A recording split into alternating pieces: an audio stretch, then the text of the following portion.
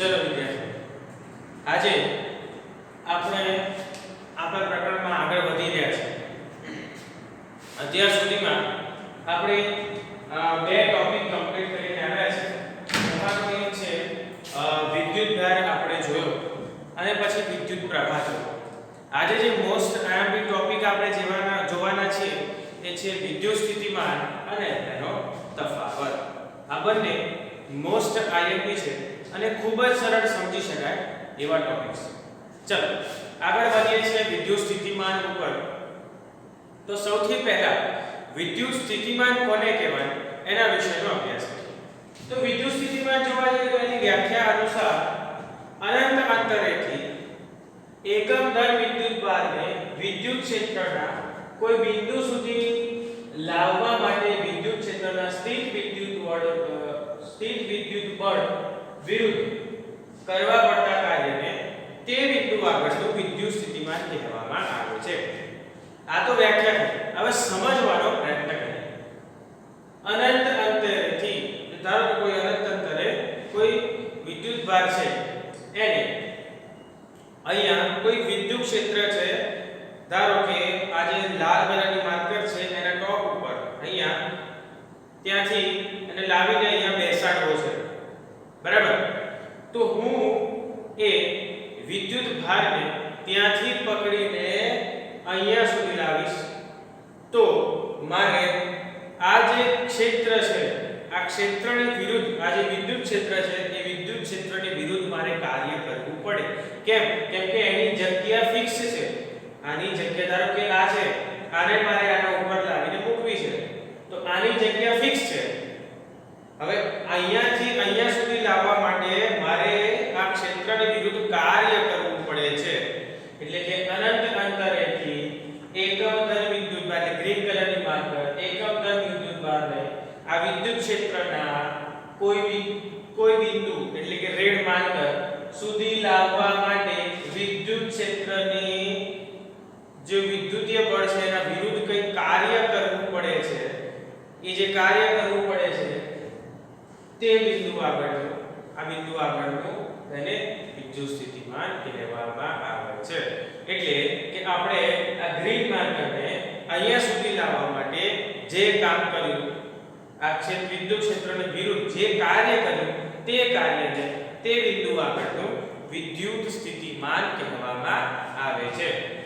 તો હવે વિદ્યુત સ્થિતિમાનની વ્યાખ્યા જોવાનો પ્રયત્ન કરીએ મિત્રો. તો વિદ્યુત સ્થિતિમાનની વ્યાખ્યા, વિદ્યુત સ્થિતિમાનને આપણે V કહીએ છીએ, V વડે દર્શાવીએ છીએ. તો વિદ્યુત સ્થિતિમાન V બરાબર શું થાય મિત્રો?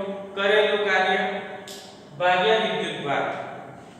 મિત્રો એક જ વિદ્યુત ભારની વાત કરી છે અહીંયા, એક જ વિદ્યુત ભાર છે, એકમ દર વિદ્યુત ભાર, એક જ વિદ્યુત ભારની વાત કરી છે, બીજા કોઈની વાત નથી કરી. તો એ એક વિદ્યુત ભારને અહીંયા લાવવા માટે કરવું પડતું કાર્ય એટલે કે કરેલું કાર્ય ભાગ્યા વિદ્યુત ભાર. બરાબર છે મિત્રો? કરેલું કાર્ય ભાગ્યા વિદ્યુત ભાર. વિદ્યુત સ્થિતિમાનને V કહીએ છીએ. કરેલું કાર્ય એટલે કે વર્ક એટલે કે W, વિદ્યુત ભાર એક જ છે એટલે કે Q, એક વિદ્યુત ભાર છે એટલા માટે એટલે Q નામ આપીશું મેં એને. એટલે V બરાબર W ભાગ્યા Q. ચલો હવે આ જે વૈજ્ઞાનિક હતા, ઇટાલિયન વૈજ્ઞાનિક હતા એ એલેક્ઝાન્ડર વોલ્ટા. ઇટાલિયન વૈજ્ઞાનિક એલેક્ઝાન્ડર વોલ્ટાના યાદમાં એના માન આપવા માટે એમને જે વૈજ્ઞાનિકો છે એમને એનું નામ, એનો એકમ, SI એકમ વોલ્ટ, V વોલ્ટ આપ્યો છે. આ વિદ્યુત સ્થિતિમાન છે એનો SI એકમ કયો છે મિત્રો? વોલ્ટ છે. કેમ વોલ્ટ રાખ્યો છે? વૈજ્ઞાનિક છે ઇટાલિયન વૈજ્ઞાનિક એલેક્ઝાન્ડર વોલ્ટા, એની યાદમાં આપણે એને વોલ્ટ એકમ આપ્યો છે. તો મિત્રો વિદ્યુત સ્થિતિમાન ખબર પડી ગઈ. વિદ્યુત સ્થિતિમાન એટલે શું? તો વિદ્યુત સ્થિતિમાન એટલે અનંત અંતરેથી એકમ દર વિદ્યુત ભારને વિદ્યુત ક્ષેત્રના કોઈ બિંદુ સુધી પહોંચાડવા માટે અથવા લાવવા માટે વિદ્યુત ક્ષેત્રના સ્થિત વિદ્યુત બળ, વિદ્યુત ક્ષેત્રનું પણ બળ છે, એના વિરુદ્ધ તમારે કામ કરીને લાવવું પડે છે. તો એ વિરુદ્ધ કરવા પડતા કાર્યને, એ જે કાર્ય છે એને આપણે શું કહીએ છીએ મિત્રો? વિદ્યુત સ્થિતિમાન કહીએ છીએ. એટલે કે વિદ્યુત વિદ્યુત સ્થિતિમાન બરાબર કરેલું કાર્ય ભાગ્યા ભાર. ચલો કેટલું કાર્ય કર્યું? W જેટલું કાર્ય કર્યું. વિદ્યુત ભાર Q છે તો V બરાબર W ભાગ્યા Q અને આનો એકમ થઈ જશે વોલ્ટ. આમ તો ખરેખર આ W એટલે કે જૂલ, Q એટલે કે કુલમ, એટલે આના ગુજરાતીમાં જોઈએ તો જૂલ પર કુલમ. જૂલ પર કુલમ એનો એકમ થશે. જૂલ પર કુલમ. અને જૂલ પર કુલમ ના લખવું હોય તો સીધું વોલ્ટ, V વોલ્ટ લખી શકાય. ચલો હવે વિદ્યુત સ્થિતિમાનનો તફાવત સમજવાનો પ્રયત્ન કરીએ. તમે એમ કહેતો સર વાહ શું વાત છે, 2 મિનિટમાં તો આ પૂરું થઈ ગયું, આ બીજે 2 મિનિટમાં પૂરું થઈ જશે, 5 મિનિટમાં લેક્ચર પૂરું. એવું નથી. વિદ્યુત સ્થિતિમાન સમજવા માટે તમારે એક પ્રવૃત્તિ સમજવી પડશે. કેમ કે વિદ્યુત સ્થિતિમાન કરતા પણ સૌથી વધારે ઇમ્પોર્ટન્ટ છે વિદ્યુત સ્થિતિમાનનો તફાવત. વિદ્યુત સ્થિતિમાનનો તફાવત સૌથી વધારે ઇમ્પોર્ટન્ટ છે. આ તો ખાલી સમજણ ખાતર હતું. મેઇન પાર્ટ હવે શરૂ થાય છે. પિક્ચર અભી બાકી હે મેરે દોસ્ત. ચલો હવે સમજો કે હું બે બીકર લઉં છું મોટા મોટા. મેં બે મોટા બીકર લીધા છે.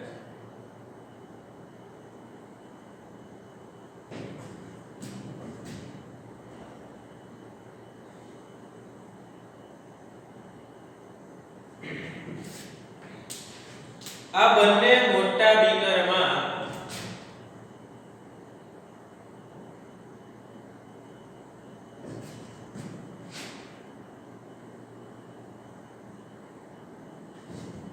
આટલું પાણી ભરેલું છે. નામ આપી દઉં છું બીકર A, બીકર B.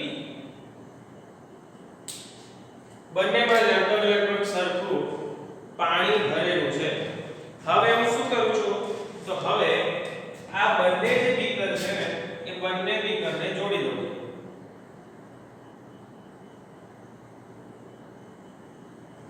આ બંને બીકરને જોડી દઉં.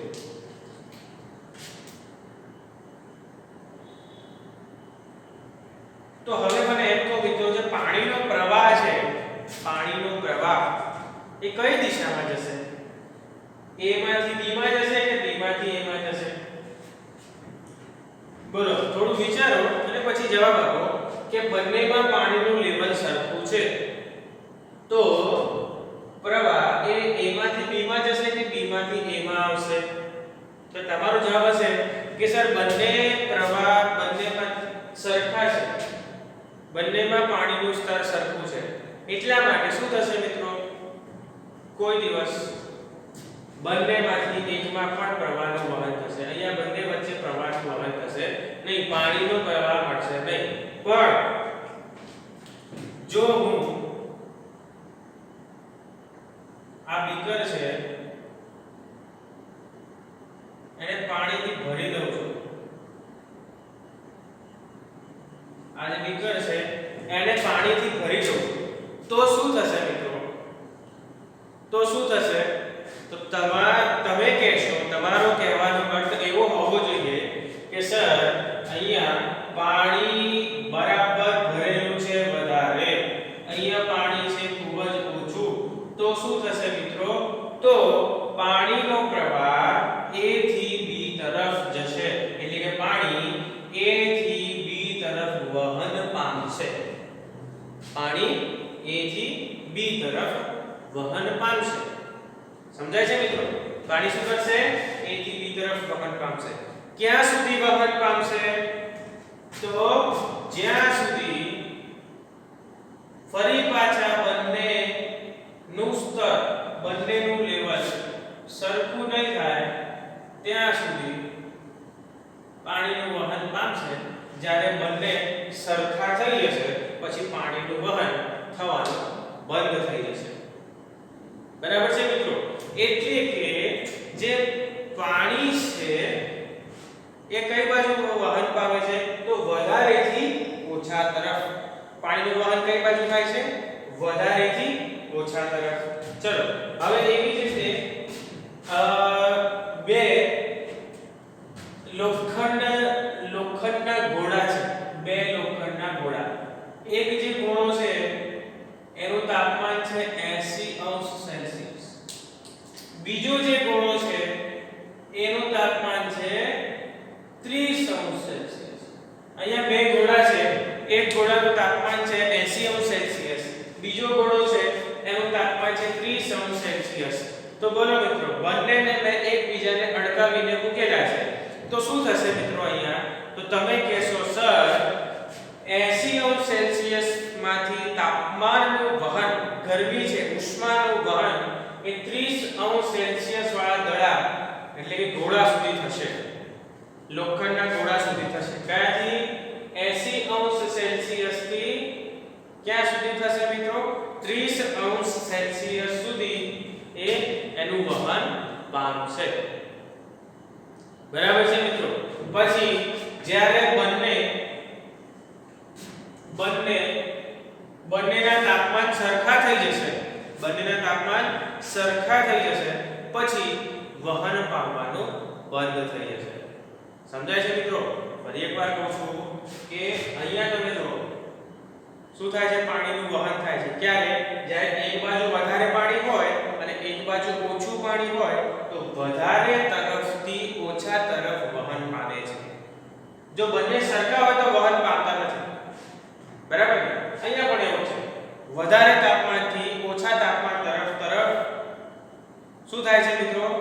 વહન થાય છે. કોનું? ઉષ્માનું વહન થાય છે વધારે તાપમાનથી ઓછા તાપમાન તરફ. પણ જ્યારે બંને એના તાપમાન સરખા હોય અને એકબીજાને અડકાડીને મૂકો, શું થાય? કઈ જ ફેર પડશે નહીં. બરાબર છે મિત્રો? કઈ જ અસર થશે નહીં. તો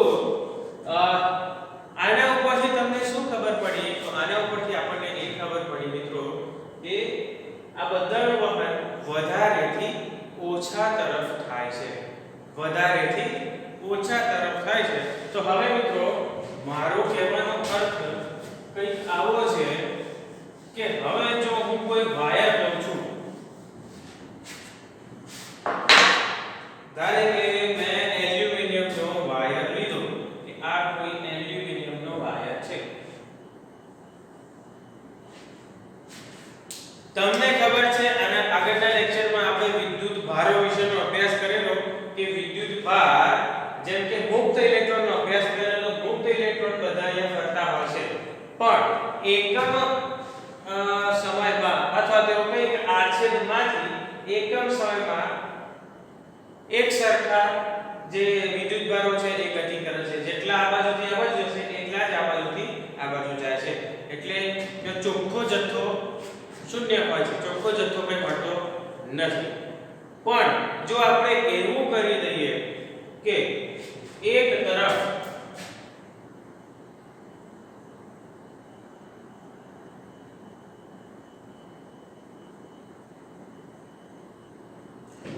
ઇલેક્ટ્રોન છે, બીજી તરફ ઇલેક્ટ્રોન છે જ.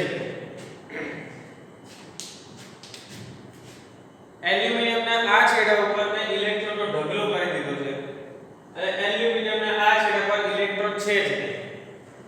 આમ તો કેવું હોય મિત્રો? તટસ્થ હોય. પણ હવે વિચારો કે અહીંયા ઇલેક્ટ્રોન છે એટલે કે આને કહેવાય ઋણ છેડો. અહીંયા ઇલેક્ટ્રોન છે જ નહીં અને ઇલેક્ટ્રોન નહીં હોય તો કેટલા કોણ હશે? આને સંતોષવા માટે કોણ હશે? પ્રોટોન હશે. એટલા માટે અહીંયા પ્રોટોનની સંખ્યા વધારે હશે. એટલા માટે આ ધન છેડો. તો તમે જોયું હશે મિત્રો, તમને કહું છું પછી આગળ. પહેલા આની વાત કરી લઈએ. સસ્પેન્સ તોડતો નથી. સસ્પેન્સને બંધ રહેવા દઉં છું. સસ્પેન્સ તોડતો નથી. ચલો અહીંયા આટલા બધા ઇલેક્ટ્રોન છે, અહીંયા બહુ ઓછા ઇલેક્ટ્રોન છે. તો શું થશે મિત્રો? તમને ખબર પડી. આપણે બે આગળના હમણાં જ એક્ઝામ્પલ્સ જોયા, ઉદાહરણો જોયા કે વધારેથી ઓછા તરફ વહન પામે છે. તો અહીંયા પણ ઇલેક્ટ્રોનનું વહન થશે વધારેથી ઓછા તરફ. અને ઇલેક્ટ્રોનનું વહન એટલે ઇલેક્ટ્રોનનો પ્રવાહ. ઇલેક્ટ્રોનનો પ્રવાહ એટલે વિદ્યુત પ્રવાહ. તો આ એલ્યુમિનિયમના વાયરમાંથી વિદ્યુત પ્રવાહ એટલે કે કરંટ પસાર થશે. ક્યારે? જ્યારે આવો છેડાઓ વચ્ચે તફાવત ઉત્પન્ન કરવામાં આવે તો. જો બંને સરખા હશે તો વહન થશે નહીં, એ તો એમને જ રહેશે. પણ એક બાજુ વધારે એક બાજુ ઓછા એવું હોય તો જ વહન પામે. એટલે કે બંને વચ્ચે પ્રવાહનું વહન કરાવવા માટે તમારે વિદ્યુત સ્થિતિમાનનો તફાવત ક્રિએટ કરવો પડે, તફાવત બનાવવો પડે. તો અહીંયા તમે તફાવત બનાવો. જો આ બાજુ કેટલા બધા ઇલેક્ટ્રોન લાવીને મૂક્યા છે, અહીંયા એક બે ઇલેક્ટ્રોન છે એટલે બહુ ઇલેક્ટ્રોન છે નહીં, અહીંયા સંખ્યા પ્રમાણમાં ઓછી છે. તો અહીંયા આ બે છેડાઓ, ધારો કે આ છેડાને હું નામ આપી દઉં કે ભાઈ આ છેડો A છે અને આ જે છેડો છે એ છેડો B. તો આ A છેડાથી B છેડા તરફ વહન થશે. ઇલેક્ટ્રોનનું વહન A છેડાથી B છેડા તરફ થશે. અહીંયા A છેડા અને B છેડા વચ્ચે વિદ્યુત સ્થિતિમાનનો તફાવત ઉત્પન્ન થવાના કારણે અહીંયા A અને B વચ્ચે વિદ્યુત સ્થિતિમાન આનો તફાવત ઉત્પન્ન થવાના કારણે આમાંથી પ્રવાહ પસાર થાય છે. તો મિત્રો આ વ્યાખ્યા જોઈ શકીએ. તો વિદ્યુત સ્થિતિમાનની વ્યાખ્યા હવે આપણા માટે એકદમ સહેલી થઈ જશે. તો વિદ્યુત સ્થિતિમાનની વ્યાખ્યા જો મિત્રો શું કહે છે? વિદ્યુત સ્થિતિમાનનો તફાવત શું કહે છે? વિદ્યુત સ્થિતિમાનના તફાવતની વ્યાખ્યા તો વિદ્યુત પરિપથના કોઈ બે બિંદુઓ વચ્ચે વિદ્યુત સ્થિતિમાનનો તફાવત એટલે કોઈ પણ બે બિંદુઓ પણ પરિપથના કોઈ બે બિંદુઓ વચ્ચેનો વિદ્યુત સ્થિતિમાનનો તફાવત કોને કહેવાય? તો વિદ્યુત સ્થિતિમાનનો તફાવત એટલે એકમ 10 વિદ્યુતભારને એક બિંદુથી બીજા બિંદુ સુધી લઈ જવા માટે કરવું પડતું કાર્ય. એક બિંદુથી બીજા બિંદુ સુધી લઈ જવા માટે કરવું પડતું કાર્ય એને શું કહેવાય છે મિત્રો? વિદ્યુત સ્થિતિમાનનો તફાવત. આ બંને વચ્ચેનો વિદ્યુત સ્થિતિમાનનો તફાવત. વિદ્યુત સ્થિતિમાન જો અનંત અંતરેથી એકમ 10 વિદ્યુતભારને વિદ્યુત ક્ષેત્રના કોઈ બિંદુ સુધી લાવવા માટે કરવું પડતું કાર્ય.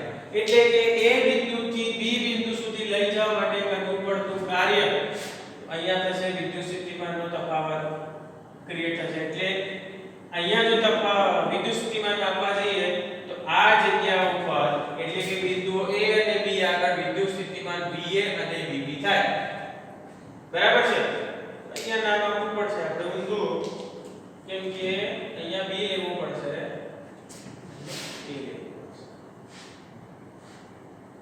ચલો B ઓકે. તો વિદ્યુત બિંદુઓ A અને B આગળ વિદ્યુત સ્થિતિમાન VA અને VB હોય.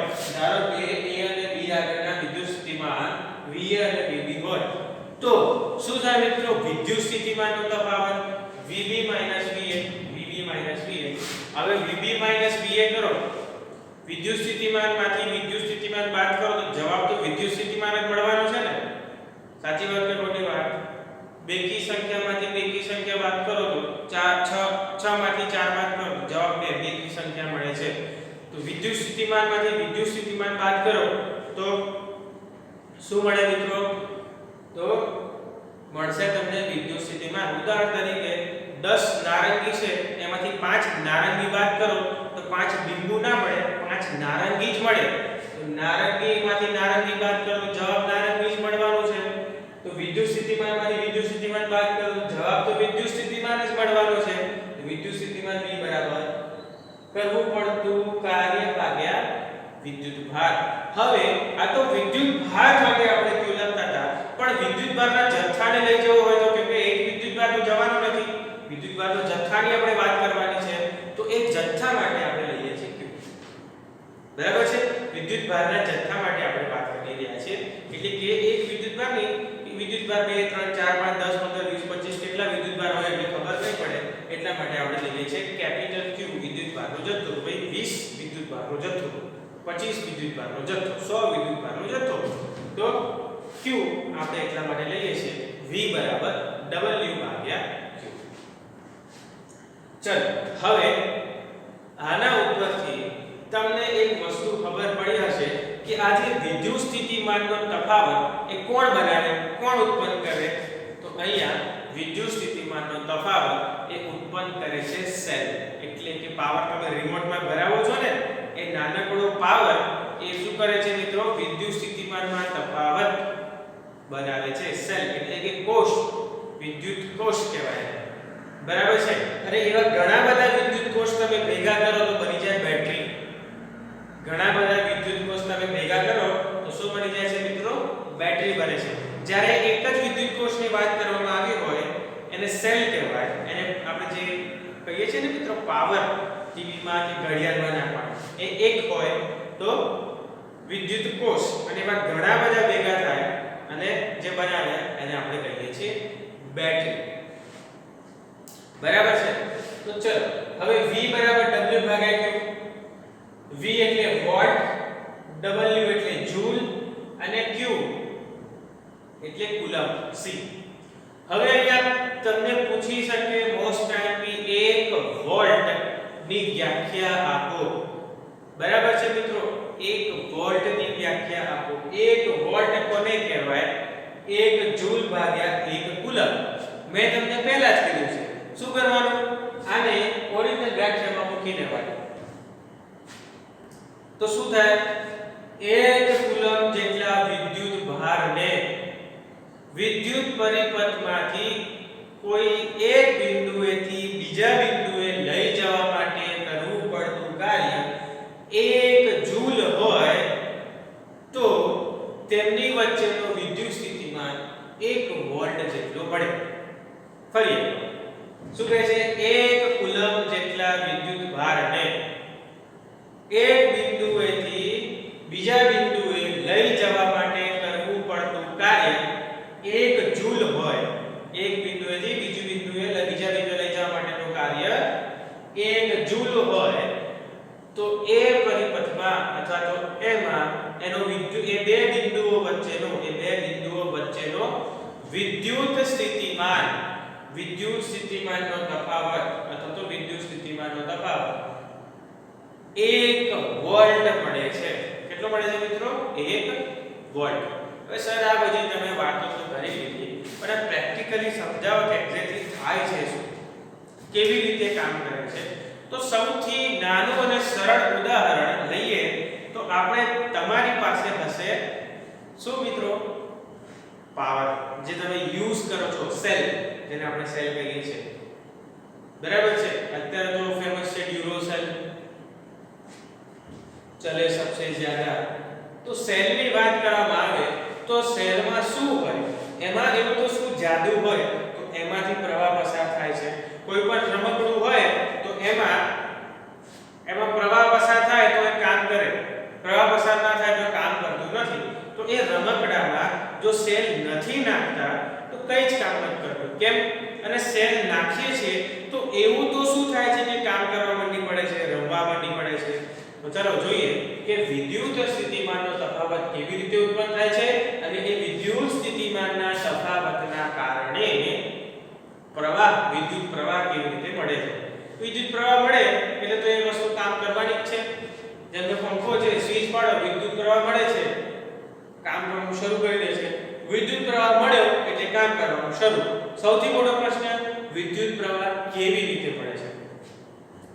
તો તમે જોયું હશે કે સેલની રચના જોઈએ કે કેવી છે.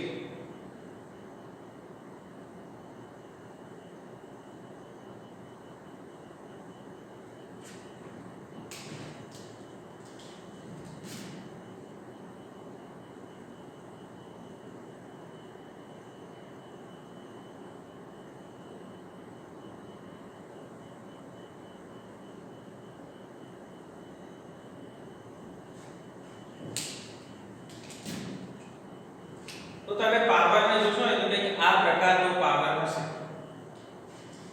બરાબર છે. હવે આ જે પ્રકારના પાવર છે ને એમાં બે પ્રકારના રસાયણ ભરેલા હોય. બરાબર છે. બે પ્રકારના રસાયણ ભરેલા હોય. એક તો આ બ્લેક કલરનું રસાયણ હોય છે અને બીજું એક બ્લુ કલરનું રસાયણ. એટલે હું કલર ફિક્સ નથી હોતો. આ તો તમને બંને અલગ થાય એટલા માટે કલર બતાવું છું. આવી રીતે બે પ્રકારના રસાયણ કે સેલ જે તમે પાવર યુઝ કરો છો ઘરે એમાં હોય છે. હવે આ બંને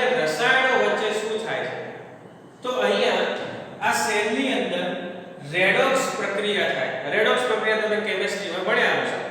રાસાયણિક પ્રક્રિયા છે, એ રાસાયણિક પ્રક્રિયા રેડોક્સ રિએક્શન, રેડોક્સ પ્રક્રિયા થાય છે અને આ જે રસાયણ આ 1 નંબરનો છે બ્લેક કલરનો તમને દેખાય છે કેમિકલ નંબર 1, રસાયણ નંબર 1 અને આ જે છે વાદળી કલરનો એ છે કેમિકલ નંબર 2, રસાયણ નંબર 2.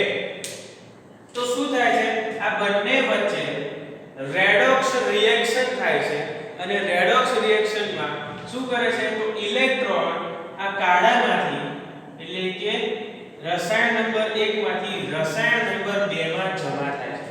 શું થાય છે મિત્રો?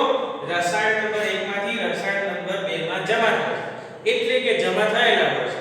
એટલે કે અહીંયા ઘણા બધા ઇલેક્ટ્રોન્સ તમને જોવા મળે છે, ઘણા બધા ઇલેક્ટ્રોન્સ.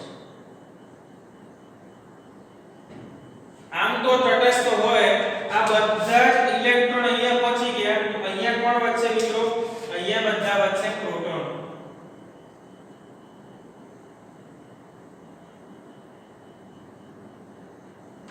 હવે અહીંયા બધા વધ્યા પ્રોટોન એટલે આ જે છેડો છે એને ધન છેડો કહેવામાં આવે છે. અહીંયા બધા ઇલેક્ટ્રોન છે કે જે ઋણ વીજભારિત છે એટલે આ જે છેડો છે એને નેગેટિવ એટલે કે ઋણ કહેવામાં આવે છે. હવે ધારો કે આ કોઈ વાયર છે, ધારો કે આ કોઈ વાયર છે અને આ જે વાયર છે એ વાયરને આપણે જોઈન્ટ કરી દઈએ છીએ એટલે કે આ જે ઋણ છેડો છે એ ઋણ છેડાને અહીંયા જોઈન્ટ કરીએ છીએ.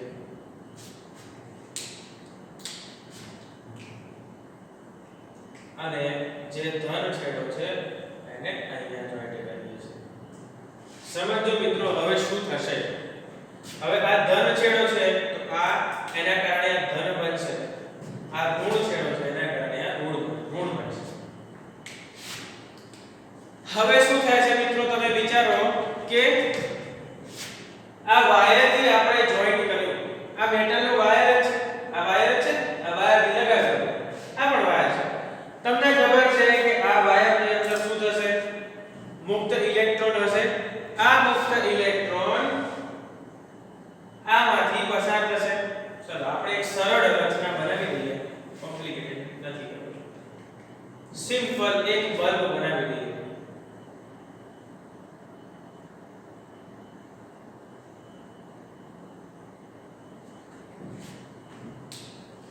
એક બલ્બ છે નાનકડો, એ તો તમને આમે પણ એક સર્કિટ પડી જાય કે એક નાનો બલ્બ પડે એટલે વાયર પાવર સાથે લગાવો તો કામ કરવાનું ચાલુ કરે. સિમ્પલ, જે તમે ઘરે પણ કરી શકો. એવું જ મેં અહીંયા કર્યું છે. શું કર્યું? એ વાયર છે એ વાયરને અહીંયા લગાવી દીધું બલ્બમાંથી અને પાછું ધન છેડા તરફ. હવે શું થાય છે તો આ ઋણ છે તો આના પર મુક્ત ઇલેક્ટ્રોન હશે.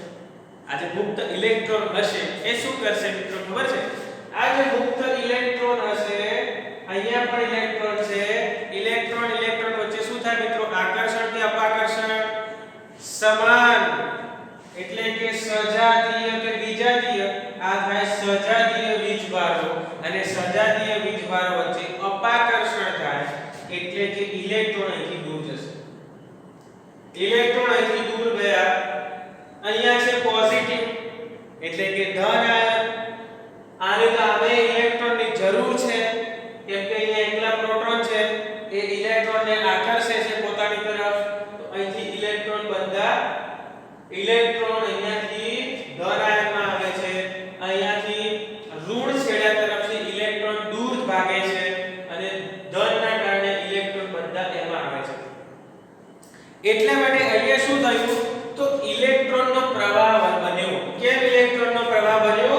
કેમ કે વધારે ઇલેક્ટ્રોન અહીંયા છે, અહીંયા ઇલેક્ટ્રોન નથી, એટલા માટે એનો પ્રવાહ વધારેથી ઓછા ઇલેક્ટ્રોન વાળા ભાગ તરફ વધે છે. એટલા માટે ઇલેક્ટ્રોન બધા આ વાયરમાંથી આ ધન છેડા તરફ અહીંયા સુધી પહોંચે છે. હવે મિત્રો વિચારો કે આમાંથી બધા ઇલેક્ટ્રોન એક દિશામાં ગયા એટલે ઇલેક્ટ્રોનનો પ્રવાહ રચાયો અને ઇલેક્ટ્રોનનો પ્રવાહ એટલે વિદ્યુતનો પ્રવાહ. વિદ્યુતનો પ્રવાહ જે આપણે જોઈએ એટલે આ બલ્બ ઝગમગી ઉઠશે, આમાંથી વિદ્યુત પ્રવાહ પસાર થાય કે સર હું એક કામ કરું, ફ્રીજને ફ્રીજમાંથી પ્લગ કાઢી દઉં અને મહારાજાના સેલ જોડે જોડી દઉં તો ચાલે? ના ચાલે. જેને ચલાવવા માટે જેટલું જોઈએ એટલું જ આપવું પડે, બાકી ચાલે નહીં. તમે નાનકડો બલ્બ આનાથી ચલાવી શકો એ વસ્તુ સાચી, પણ આ જ નાનકડા સેલથી ટીવી કે ફ્રીજ કે એસી ના ચલાવી શકો, એનો રિમોટ ચલાવી શકો. બરાબર છે? તો આ જે ઇલેક્ટ્રોન્સ છે એ ઇલેક્ટ્રોન્સ અહીંથી આમ જશે, બલ્બમાંથી પસાર થઈને પ્લસ ધન છેડા સુધી જતા રહેશે. તો તમે કહો સર આ બધાને તો ઇલેક્ટ્રોન મળી જશે એટલે પાછું કમ્પ્લીટ, પછી તો પ્રવાહ નહીં વહે. પણ આ છે કેમિકલ, એની વચ્ચે એમાં થશે રેડોક્સ રિએક્શન. ફરી પાછા ઇલેક્ટ્રોન્સ એ રિએક્શનના કારણે, રાસાયણિક પ્રક્રિયાના કારણે એ ઇલેક્ટ્રોન્સ પાછા નીચે જમા થશે. અને ફરી જ્યારે તમે કોઈ રિમોટમાં કે આવો કોઈ પ્રયોગ બનાવો એટલે ફરી પાછું કામ કરવાનું શરૂ કરે. ઇલેક્ટ્રોન અહીંયાથી વહન પામે અહીંયા સુધી પહોંચે અને આ છેડા ફરી પાછું રેડોક્સ રિએક્શન થાય, ઇલેક્ટ્રોન પાછા આમાં જમા થાય. આમ પ્રવાહ ચાલ્યા જ કરે, ચાલ્યા જ કરે. તમે વાયર કાઢી નાખો, વાયર કાઢી નાખો, પાછા સ્ટેબલ, પાછું કઈ નહીં. પણ જેવો વાયર તમે લગાવો એટલે ફરી પાછું પ્રવાહ ચાલે. તમે એમ કહો સર તો પ્રવાહ ચાલે જાય, ચાલે જાય? ના. એક સમય એવો આવશે કે આ કેમિકલની શક્તિ પૂરી થશે, રાસાયણિક શક્તિ તો પૂરી થશે ને, કે રેડોક્સ રિએક્શન, રેડોક્સ પ્રક્રિયા ચાલુ રહેશે? ના. અમુક સમય થાય પછી આ કેમિકલ્સ જે છે એની શક્તિ જતી રહે, એટલે કે બગડી જાય, અને જેના કારણે બંને વચ્ચેનું રેડોક્સ રિએક્શન થતું નથી. અને જેવું રેડોક્સ રિએક્શન થવાનું બંધ થઈ જાય એટલે જે આ શાંત પડી જાય એટલે પ્રવાહ લેવાનું બંધ. બરાબર? એટલા માટે ઘણીવાર તમે શું કરો છો મિત્રો, પાવર છે એ બગડી જાય છે તો આપણે એનાથી થપકાઈએ ને 2-3 ફરી પાછું થોડું કામ કરવાનું ચાલુ કરે, ફરી પાછું બંધ થઈ જાય. તો આ નું કારણ આ છે. સમજી ગયા મિત્રો કે વિદ્યુત સ્થિતિમાનના તફાવતથી જ આપણે પ્રવાહ ઉત્પન્ન કરી શકીએ છીએ. જેમ આપણે આગળ ઉદાહરણ જોયું કે આપણે બે બીકર ભરેલા છે, એક બીકરમાં વધારે પાણી છે, એક બીકરમાં ઓછું પાણી છે, તો વધારે સાંદ્રતાથી ઓછા સાંદ્રતા તરફ જાય છે. તમે એક આશ્રુતિનો અભ્યાસ કર્યો હશે મિત્રો, 9મા ધોરણમાં આવતી હશે આશ્રુતિ કોષ.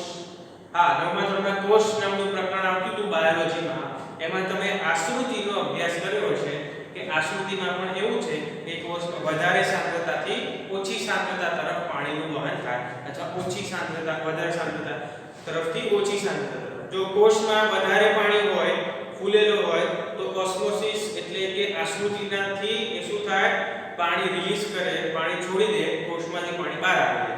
જો બહાર વધારે સાંદ્રતા હોય, અંદર ઓછી સાંદ્રતા હોય, સંકોચાઈ ગયેલો હોય તો કોષમાં પાણી જાય. તો આ આશ્રુતિનો અભ્યાસ તમે 9મા ધોરણમાં બાયોલોજીમાં કર્યો હશે, તો એમાં પણ એવું છે ને કે વધારેથી ઓછા તરફ વહન પામે છે. અહીંયા પણ એવું છે, વધારેથી ઓછા તરફ વહન પામે છે. આ વહન પામવા માટે તમારે આ સેલ ની જરૂર પડે. કેમ જરૂર પડે? કેમ કે આનાથી જ વિદ્યુત સ્થિતિમાનનો તફાવત બને છે. તો વિદ્યુત સ્થિતિમાનનો તફાવત કોણ ઉત્પન્ન કરી શકે છે? તો સેલ છે, બેટરી છે, આ બધા વિદ્યુત સ્થિતિમાનના તફાવત ઉત્પન્ન કરી શકે છે. અને વિદ્યુત સ્થિતિમાનનો તફાવત એટલે વોલ્ટ. બરાબર છે મિત્રો? અને આપણા ઘરમાં પણ એવું જ છે, આપણા ઘરમાં પણ વિદ્યુત સ્થિતિમાનનો તફાવત ઉત્પન્ન થાય છે એટલે પ્રવાહ વહે છે. બરાબર છે? સમજમાં આવી ગયું મિત્રો શું થાય છે અહીંયા? તો ચલો ફરી એકવાર જોઈ લઈએ. વિદ્યુત સ્થિતિમાન એટલે શું અને વિદ્યુત સ્થિતિમાનનો તફાવત એટલે શું? વિદ્યુત સ્થિતિમાન એટલે અનંત અંતરેથી એકમ વિદ્યુતભારને વિદ્યુત ક્ષેત્રના કોઈ બિંદુ સુધી લાવવા માટે વિદ્યુત ક્ષેત્ર સ્થિત બળની વિરુદ્ધ દિશામાં તમારે કામ કરવું પડશે, વિરુદ્ધ કાર્ય કરવું પડશે, તેને વિદ્યુત સ્થિતિમાન કહે છે. જો એના સૂત્રની વાત કરીએ તો વિદ્યુત સ્થિતિમાન V બરાબર કરેલું કાર્ય ભાગ્યા વિદ્યુત ભાર Q. હવે જે V છે એ V એટલે કે વિદ્યુત સ્થિતિમાન V બરાબર W ભાગ્યા Q, જેને જૂલ કહેવામાં આવે છે, જૂલ પ્રતિ કુલમ. અને આ ઇટાલિયન વૈજ્ઞાનિક એલેક્ઝાન્ડર વોલ્ટાની યાદમાં આપણે એને વોલ્ટ, એનો એકમ છે એસઆઈ એકમ એટલે વોલ્ટ કહીએ છીએ. વિદ્યુત સ્થિતિમાનનો તફાવત તમને આનાથી ખબર પડી ગયો છે, ખૂબ જ સહેલો છે કે વિદ્યુત સ્થિતિમાનનો તફાવત થાય તો જ પ્રવાહ વહે, વિદ્યુત સ્થિતિમાનનો તફાવત ના મળે તો પ્રવાહ વહેતો નથી. કોઈ પણ તમે સાધન જોઈ લો, કોઈ પણ રમકડું કે કોઈ પણ વસ્તુ, એમાં તમે સેલ નાખો છો અથવા તો એને બેટરી સાથે કનેક્ટ કરો છો તો જ એમાંથી પ્રવાહ પસાર થાય છે. તો અહીંયા પણ એવું જ છે કે વિદ્યુત સ્થિતિમાનનો તફાવત એટલે શું? તો બે બિંદુઓ વચ્ચેનો જે વિદ્યુત સ્થિતિમાન છે એનો તફાવત તમારે લેવાનો છે VA - VB - VA. એ પણ આપણને W/Q, એ પણ વિદ્યુત સ્થિતિમાન જ આપશે એટલે કે W/Q, V = W/Q. Q એટલે કેપિટલ Q અને જથ્થા માટેની વાત કરી છે, Q એટલે એક વિદ્યુત ભારની વાત કરી છે એટલે 1 વોલ્ટ બરાબર 1 જૂલ પર 1 કુલમ. અહીંયા તમારે 1 વોલ્ટ, 1 વોલ્ટની વ્યાખ્યા પણ IMP છે, 1 વોલ્ટની વ્યાખ્યા તમારે યાદ રાખવાની છે મિત્રો. અને તમને એવું થાય કે જરા વિદ્યુત સ્થિતિમાનનો જે શું કહેવાય, વિદ્યુત સ્થિતિમાનનો તફાવત છે એને આપણે માપી શકીએ? તો હા, એને આપણે માપી શકીએ. એના માટે તમારે જોઈએ વોલ્ટમીટર. શું જોઈએ મિત્રો? વોલ્ટ છે ને, તો વોલ્ટ માપવા માટે વોલ્ટમીટરની જરૂર પડે. વોલ્ટ માપવા માટે વોલ્ટમીટરની જરૂર પડે. કેટલા વોલ્ટેજ છે એ માપવા માટે વોલ્ટમીટરની તમારે જરૂર પડે છે. મિત્રો અહીંયા બે વસ્તુ તમારે ખાસ શીખવાની છે કે શ્રેણી અને સમાંતર. શ્રેણી જોડાણ અને સમાંતર જોડાણ શું આગળ તો આપણે ડિટેલમાં ભણવાના જ છીએ, પણ અહીંયા બે મીટર આપણી પાસે આવી ગયા છે. એક વિદ્યુત પ્રવાહ માટે, અને આગળના લેક્ચરમાં જોયું કે વિદ્યુત પ્રવાહ માટે આપણે A મીટરનો ઉપયોગ કરતા હતા અને આ વિદ્યુત સ્થિતિમાનના તફાવત માટે આપણે વોલ્ટમીટરનો ઉપયોગ કરીએ છીએ. તો અહીંયા બે વસ્તુ તમારે સમજવાની છે, એક છે શ્રેણી જોડાણ અને બીજું છે સમાંતર જોડાણ. શ્રેણીને આપણે ઇંગ્લિશમાં કહીએ છીએ સિરીઝ અને સમાંતરને તો પેરેલલ કહેવામાં આવે છે.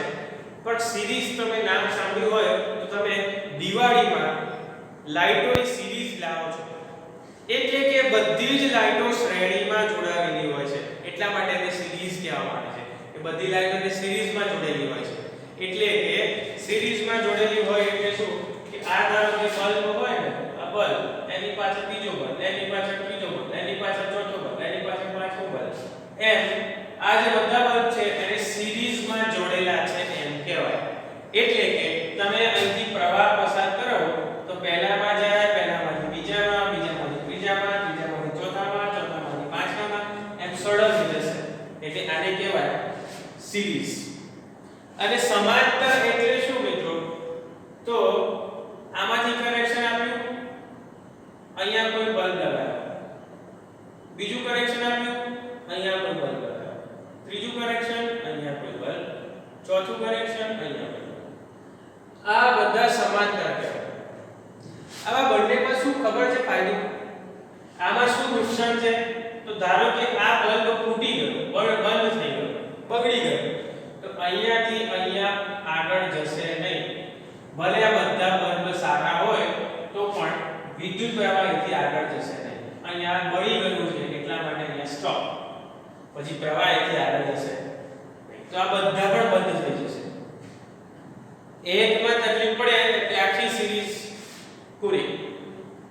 પણ જ્યારે સમાંતરમાં હોય ને તો જો આ બલ્બ ઉડી જાય તો પ્રવાહ તો અહીંથી આવે છે, આમાં તો જશે જ, આમાં જવાનું બંધ થઈ ગયું, આ ત્રણમાં તો જશે ને, આ ત્રણ ચાલુ રહેશે. હવે આપણે એવું ભણ્યા હતા કે મિત્રો કે જે સર્કિટ છે એમાં તમારે A મીટર એટલે કે વિદ્યુત પ્રવાહ માપવો હોય, વિદ્યુત પ્રવાહ માપવો હોય તો શું થાય? તો સર્કિટમાં તમારે પ્રવાહ માપવો હોય તો તમારે શું કરવું પડે છે? તો તમારે A મીટરને શેમાં જોડવું પડે છે? શ્રેણીમાં જોડવું પડે છે. A મીટર ધારો કે આ બેટરી છે, સમજો, અને આ કોઈ અવરોધ છે. બલ્બ લઈ લો ને, અવરોધ નથી લેવાનો, બલ્બ લઈ લો, બલ્બ.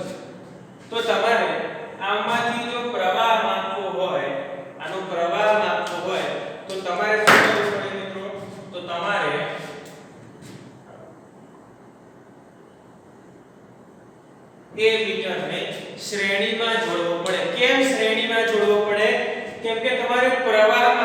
છે તો એ મીટરમાં થઈને પ્રવાહ જાય તો તમને ખબર પડે કે કેટલો પ્રવાહ એમાંથી વહે છે. બરાબર છે.